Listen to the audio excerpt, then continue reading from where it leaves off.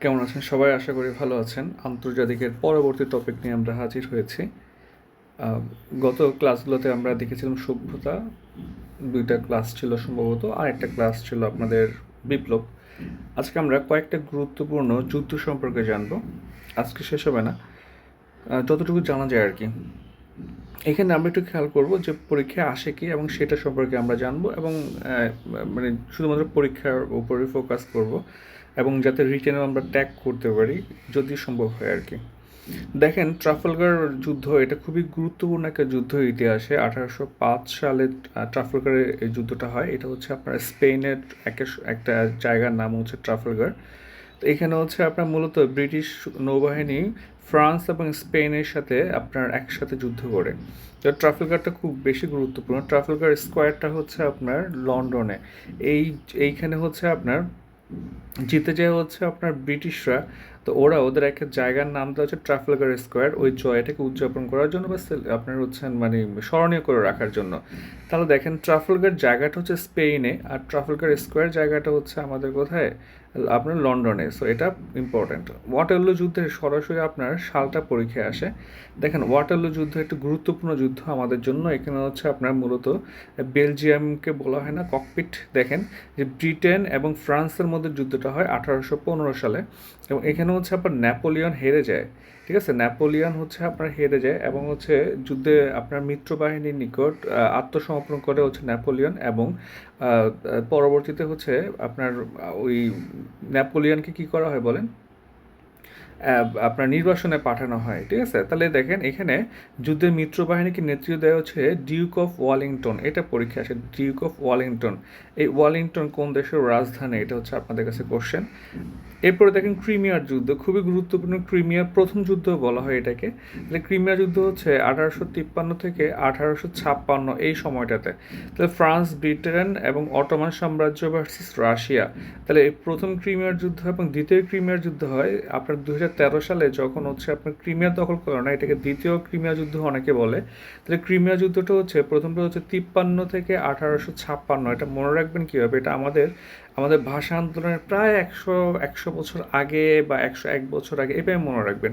তাহলে 1853 এখানে হচ্ছে আপনার রাশিয়া পরাজিত হয়, এবং আমরা ঠিক এইখানে আমরা পাই আপনার ওই যে ফ্লোরেন্স নাইটেঙ্গেল যিনি আছেন, তার উত্থান হয় হচ্ছে ক্রিমিয়া যুদ্ধের পরে বা ওই সময়টাতে।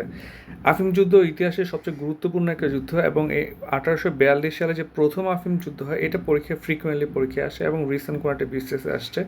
তো এখানে যে প্রথম আফিম যুদ্ধ, সেই আফিম যুদ্ধটা মূলত হচ্ছে আপনার মূলত এইগুলা চীন এবং হচ্ছে ইউকে অথবা ইউকে ল্যাড অনেকগুলো দেশ সম্মিলিতভাবে চীনের সাথে যুদ্ধটা করে। তাহলে প্রথম যুদ্ধটাতে আপনার দুইটাতে যুদ্ধে হয়ে চীন হেরে যায়। তাহলে প্রথম যুদ্ধ শেষ হয়েছে নানকিং চুক্তির মাধ্যমে। এটা পরীক্ষায় অনেক ইম্পর্টেন্ট, নানকিং চুক্তি, নানকিং 1842। তাহলে দেখেন আপনার প্রথমটা হচ্ছে 1842 সাল, দ্বিতীয় হচ্ছে 1898।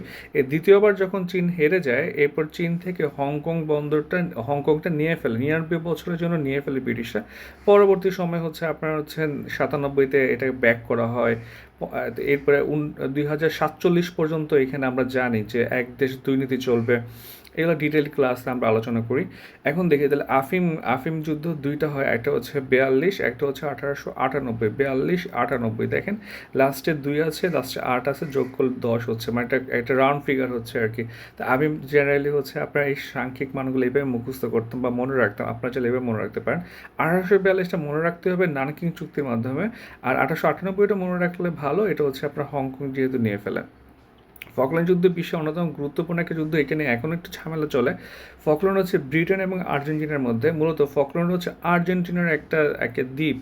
হ্যাঁ, এটা হচ্ছে ব্রিটেনের কন্ট্রোলে আছে, এবং এটা নিয়ে 82 সালে একটা ভালোই যুদ্ধ হয়। ঠিক আছে, 1982 সালে যুদ্ধ হয় ফকল্যান্ড যুদ্ধ, এটা পড়লে হবে।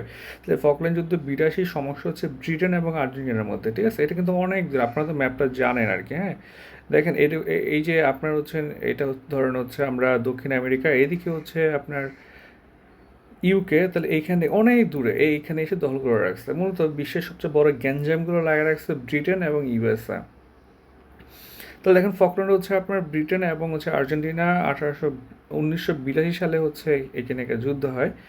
এরপর দেখি প্রথম আরব ইসরায়েল যুদ্ধ। আরব ইসরায়েল যুদ্ধ প্রথম চারটা খুবই গুরুত্বপূর্ণ। প্রথম আরব ইসরায়েল যুদ্ধটা হয় হচ্ছে 1948 সালে, যখন ইসরায়েল প্রতিষ্ঠিত হয়। অর্থাৎ ইসরায়েল প্রতিষ্ঠিত হওয়ার সময়ই আপনার প্রথম আরব ইসরায়েল যুদ্ধটা হয়। তাহলে এটা মনে রাখা ইজি আমাদের জন্য, যেহেতু ইসরায়েল 1948 সালে প্রতিষ্ঠিত হয়।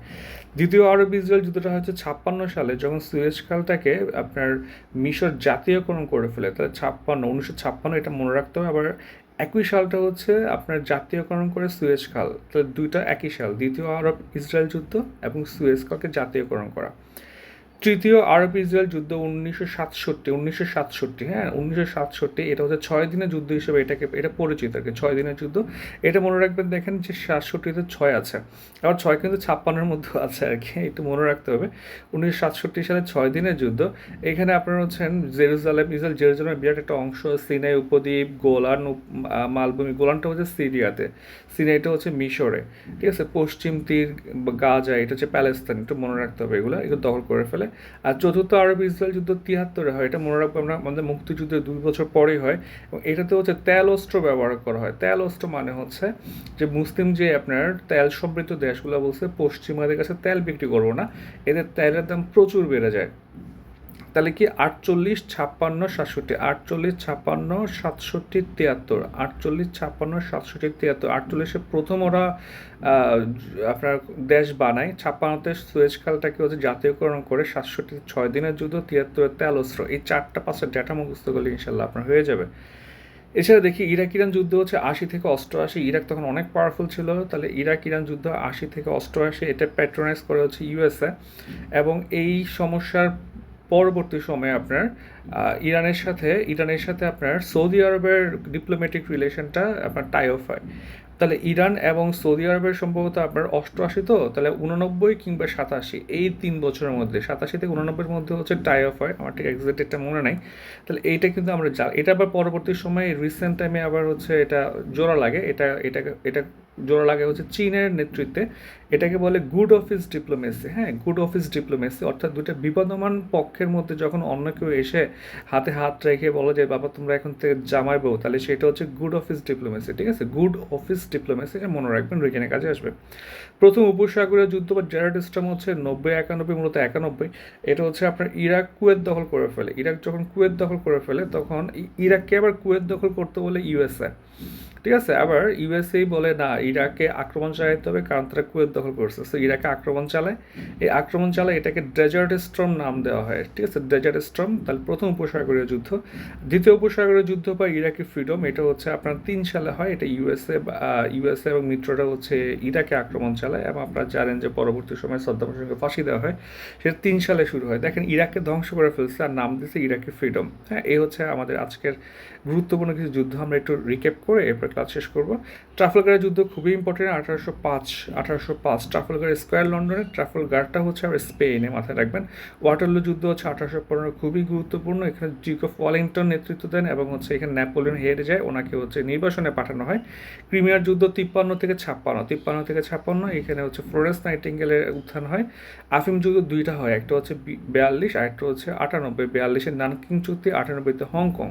ফকল্যান্ড যুদ্ধ হচ্ছে 82-তে হয়। ফকল্যান্ড যুদ্ধ ব্রিটেন এবং আর্জেন্টিনার মধ্যে হয়। ইসরায়েল আরব যুদ্ধ 4টা আমরা পড়বো, একটা হচ্ছে 48, 56, 67, 73। 48-এ প্রথম হয় ইসরায়েল, 56-তে হচ্ছে আপনার জাতীয়করণ করা হয় সুয়েজ খাল। 67-তে 6 দিনের যুদ্ধ হলে, 73-এ তেল অস্ত্র ব্যবহার করা হয়। ইরাক ইরান যুদ্ধ হচ্ছে 80 থেকে 88, 8 বছর। এবং এই যুদ্ধের সময়ে আপনার ইরানের সাথে সৌদি আরবের সম্পর্ক কাট অফ করা হয়। প্রথম উপসাগরীয় যুদ্ধ হচ্ছে আপনার 91-এর দিকে, এবং দ্বিতীয় উপসাগরীয় যুদ্ধ হচ্ছে 2003-এ। সো পরবর্তী কন্টেন্ট নিয়ে ইনশাল্লাহ সামনে দেখা হবে। সবাইকে অসংখ্য ধন্যবাদ।